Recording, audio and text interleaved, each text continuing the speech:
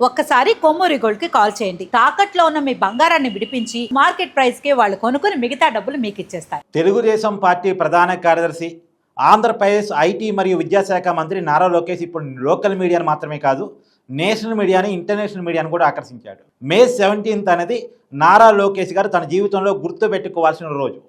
ఎందుకంటే భారతదేశ ప్రధాని నరేంద్ర మోడీ గారితో తన కుటుంబంతో కలిసి 2.5 గంటల పాటు గడిపారు.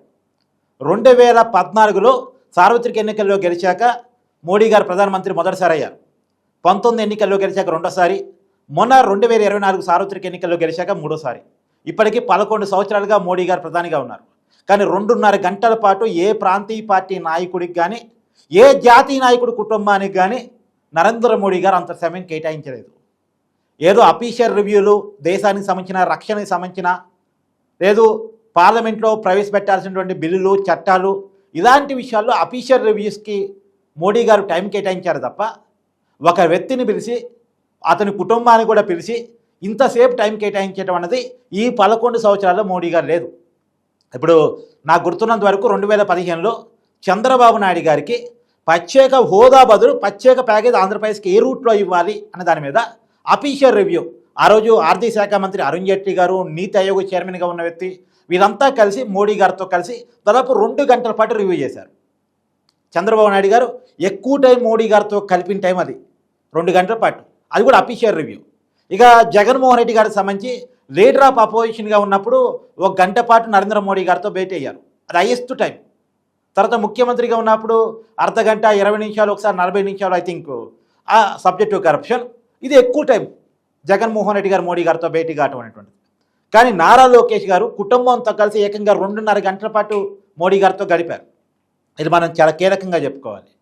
ఇంకోటి కూడా చాలా కీలకంగా చెప్పాలి, మోడీ గారికి ఒక వ్యక్తికి అపాయింట్మెంట్ ఇస్తున్నారంటే, ఎందుకంటే మోడీ గారు అపాయింట్మెంట్ కోసం ముఖ్యమంత్రులే వెయిటింగ్ చేస్తూ ఉంటారు, బీజేపీకి సంబంధించిన అగ్రనాయకులు వెయిట్ చేస్తూ ఉంటారు, కేంద్ర మంత్రులు కూడా స్పెషల్గా కలవటానికి వెయిట్ చేస్తూ ఉంటారు.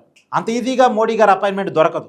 కానీ ఆయనే పిలిచి మరి మొన్న అమరావతి పునర్నిర్మాణ పనులకు వచ్చి లోకేష్ గారిని కలవాల్సింది ఆయనే చెప్పి పిఎంఓ నుంచి అపాయింట్మెంట్ ఫిక్స్ చేసి మరి పిలిపించుకొని మాట్లాడారంటే, ఆయన లోకేష్ గారి గురించి ఎంక్వైరీ చేసిన తర్వాతనే, ఆయన కెపాసిటీస్ గురించి, ఆయన నాలెడ్జ్ గురించి, ఆయన పట్టుదల గురించి ఖచ్చితంగా ఎంక్వైరీ చేసిన తర్వాత మాత్రమే, ఆయనకు ఒక మంచి పాజిటివ్ రివ్యూ ఉంటే మాత్రమే ఖచ్చితంగా లోకేష్ గారిని పిలిపించుకొని మాట్లాడటం అనేటువంటిది జరిగింది.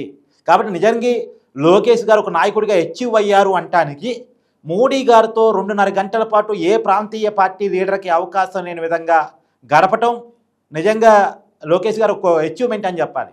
అందులోనూ పర్సనల్గా మీద చేసి మరి లోకేష్ గారితో రాజకీయాలు మాట్లాడారు, కుటుంబ విషయాలు మాట్లాడారు, మంచి చెడు అన్ని విషయాలు మాట్లాడారు. ఏకంగా వాళ్ళ దేవాంష్కి చాక్లెట్స్ పంచారు, బ్రాహ్మణికితో మాట్లాడారు. సో లోకేష్ గారికి మే 17 అనేది మర్చిపోని రోజు. ఇంతలా మోడీ గారిని లోకేష్ ఎలా అట్రాక్ట్ చేయగలిగారు అనే దాని మీద ఇప్పుడు నేషనల్ మీడియా, ఇంటర్నేషనల్ మీడియా కూడా ఎంక్వైరీ చేస్తూ ఉంది.